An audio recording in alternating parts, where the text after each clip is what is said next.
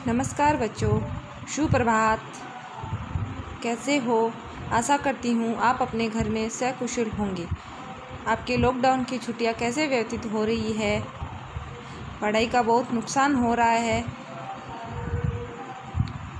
अब मैं आपको ये अपने हिंदी की पाठ्य पुस्तक वट वृक्ष, हमारी हिंदी की, आप लोगों की हिंदी की पाठ्य पुस्तक वट वृक्ष शुरू करने जा रही हूँ, जिसमें पाठ का नाम है नन्हा पौधा।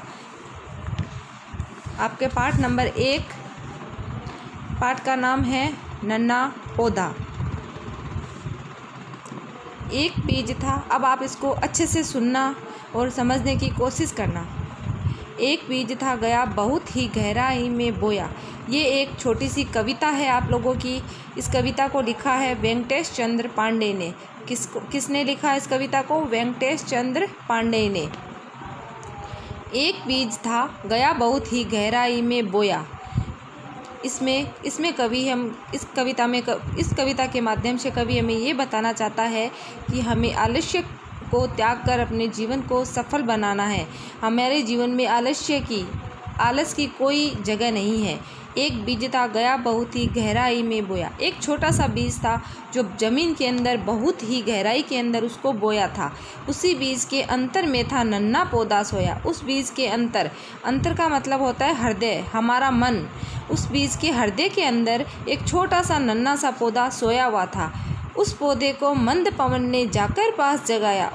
वो छोटा सा जो पौधा है, मंद पवन मतलब हवा का छोटा सा एकदम धीमा सा झोंका, उसने उसको पास में जाकर जगाया। नन्ही नन्ही बूंदों ने फिर उस पर जल बरसाया।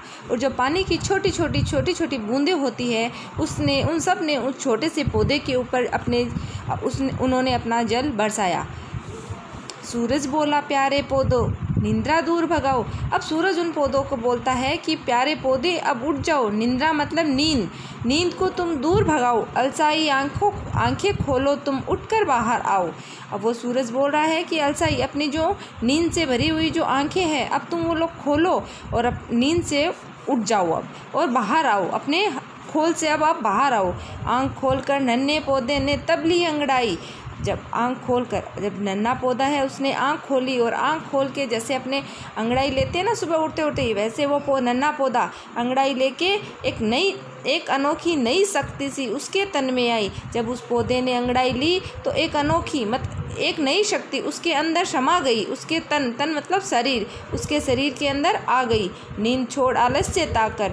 अब वो नींद को छोड़कर आलस को त्याग दिया। उसने आलस को छोड़ दिया, पौधा बाहर आया। अब पौधे ने आलस्य और नींद को छोड़कर वो पौधा बाहर आ गया।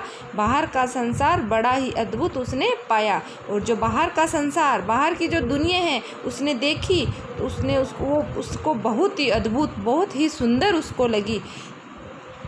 उसको बाहर का जो संसार है बहुत ही अद्भुत उसको लगा। इस कहानी का मोरल यही है कि एक छोटा सा पौधा था, वो बहुत ही सोया हुआ था, बीज के अंतर के हृदय में सोया हुआ था। अब मंद पवन के झोंके ने उसको जाके जगाया।